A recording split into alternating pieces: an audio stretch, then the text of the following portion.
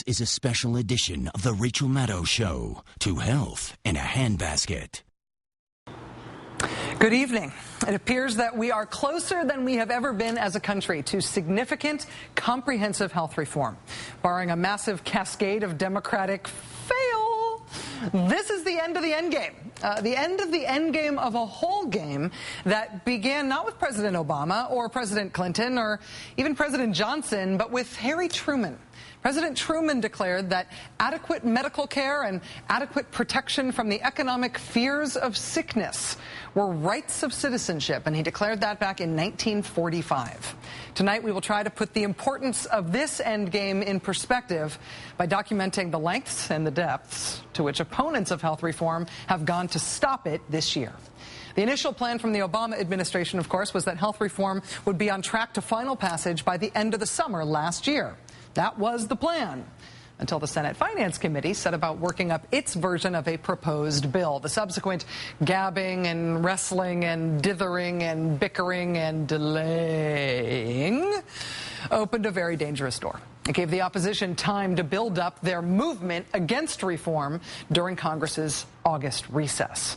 What they did with that time was relatively easy to see. They expressed open, blind, omnidirectional hostility to every idea remotely associated with fixing America's dysfunctional health system, even ideas that had been around for generations, even Republican ideas. The Fear Health Reform Palooza took the form of bus tours and rallies and angry, organized, screaming crowds at congressional town hall meetings.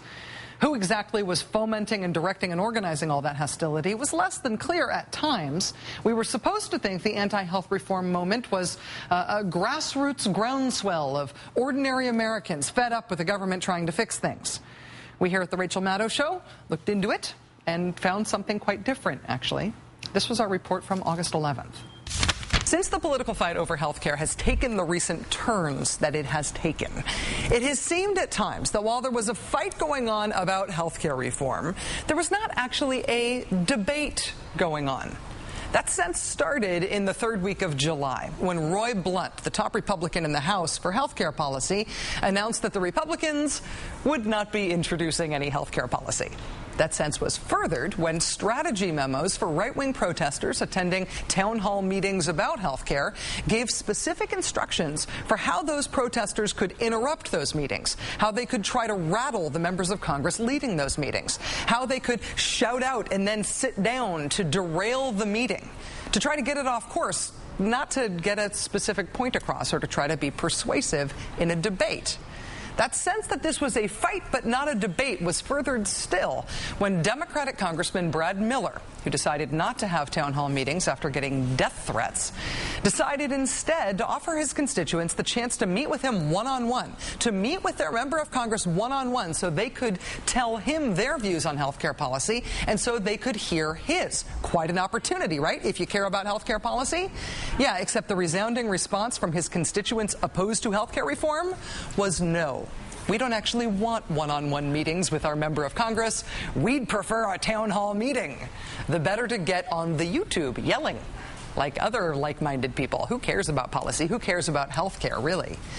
It's felt for weeks now like the conservative reaction to the prospect of health care reform has not been seen by conservatives as an opportunity to debate what to do about health care in the U.S.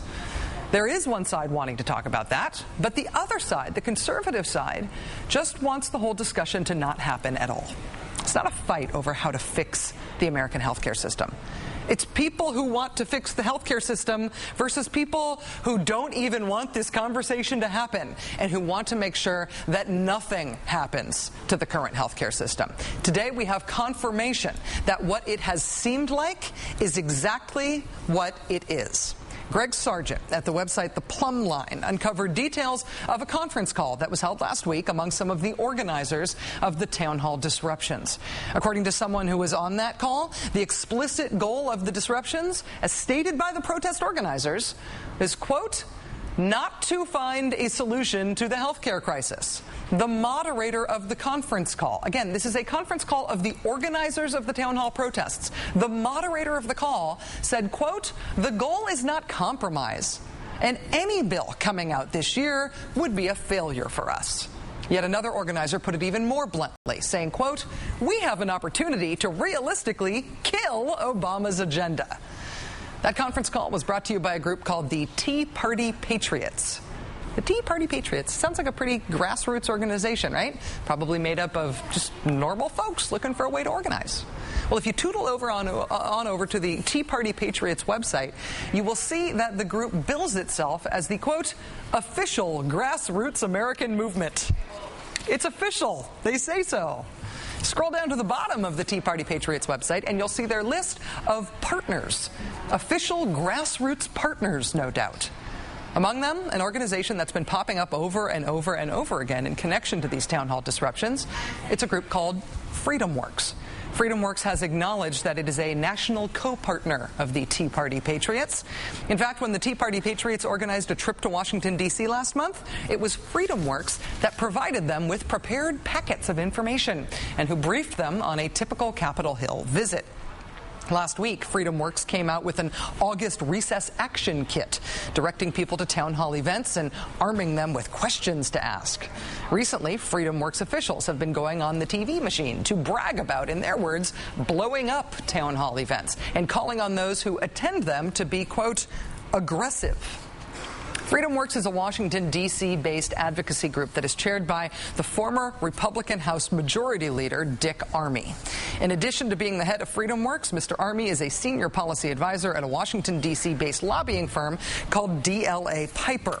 Among DLA Piper's clients and former clients who just might be interested in what happens with health care reform, pharmaceutical maker Bristol Myers Squibb, who paid DLA Piper through the end of 2008. Medical device supplier SleepMed Incorporated, who also ended their arrangement with Piper just last year, healthcare provider Metropolitan Health Networks, and the pharmaceutical firm Medicines Company.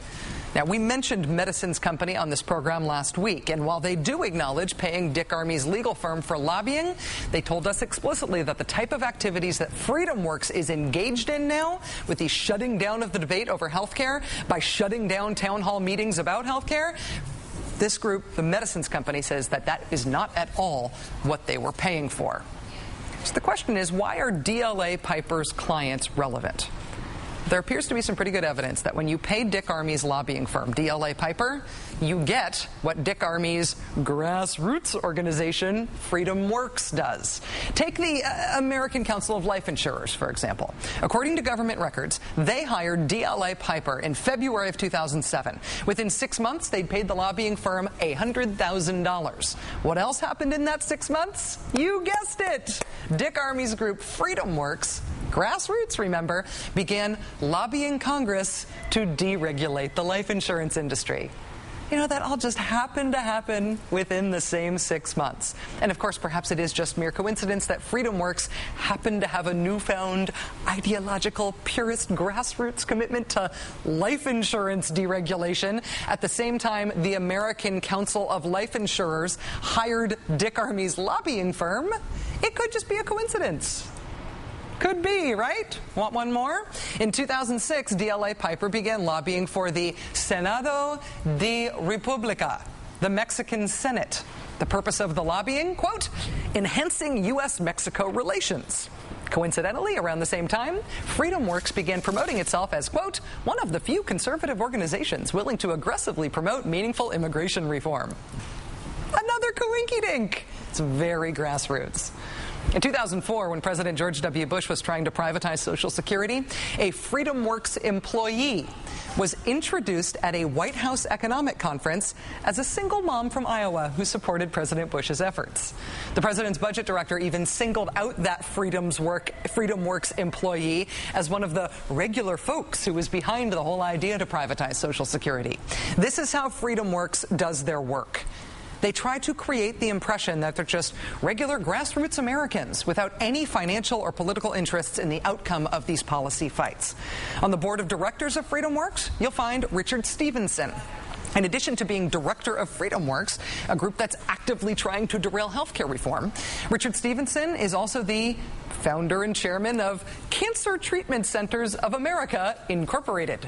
He's also president of International Capital and Management Company, which runs a hospital consulting company. Totally disinterested party, right? Then there's the president of FreedomWorks, a gentleman named Matt Kibbe.